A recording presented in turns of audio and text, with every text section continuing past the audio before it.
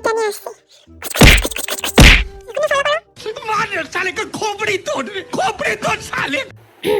মজা করলাম, তোমরা আবার কেউ আমাকে মারতে আইসো না।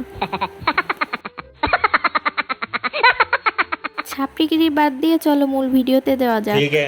জীবনে আদায়রামি করতে করতে জীবনটা পুরো টানা টানা হয়ে গেছে।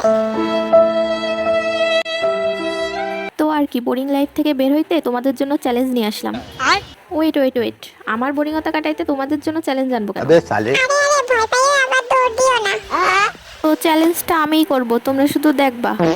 তো এইটাও একটা ছাপড়ি মার্কার 7 ডেজ চ্যালেঞ্জ। তো এই 7 দিনে 7টা জিনিস বানায় তোমাদের দেখাবো।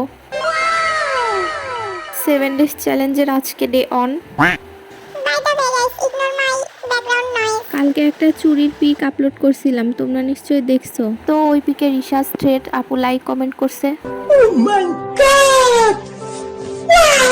তো এটা নিয়ে আমি পরবর্তীতে স্ক্রিনশট দিয়ে একটা পোস্টও করছিলাম। ব্যাপারটা আসলে আমার কাছে ভালোই লাগছে, এত বড় ক্রিয়েটর হওয়ার পরেও লাইক কমেন্ট করছে। তো যাই হোক, রিসার্চ থ্রেড আপুকে অনেক ধন্যবাদ। আজারা কথা বলতে বলতে ভিডিওতে দেখো অনেক দূর আগাই গেছি। তো এখানে আমি মূলত পার্পল অ্যান্ড হোয়াইট কম্বিনেশনের একটি চুড়ি সেট বানাচ্ছি। প্রথমে আমি হোয়াইট অ্যান্ড পার্পল কালারের রেশমি সুতা দিয়ে চুড়ির বেসগুলো তৈরি করে নিয়েছি। ফার্স্ট চুড়িটাকে হাফ করি এবং ঝুলুরি দিয়ে ডেকোরেশন করেছি। সেকেন্ড চুড়িটাকে পুরোটাই ঝুলুরি দিয়ে কভার করেছি। চুইস সেটটা ভিডিও থেকে বাস্তবে আরো বেশি সুন্দর লাগছে। তোমাদের সবাইকে অসংখ্য ধন্যবাদ এতক্ষণ আমার আজাইরা বকর বকর তো শোনার তোমরা জন্য। যারা এখনো ফলো করো নাই, শুয়ের কথা মনে আছে তো? একদম ঢিসুম ঢিসুম করে দেবো কিন্তু ফলো না করলে। এখনই ফলো করো।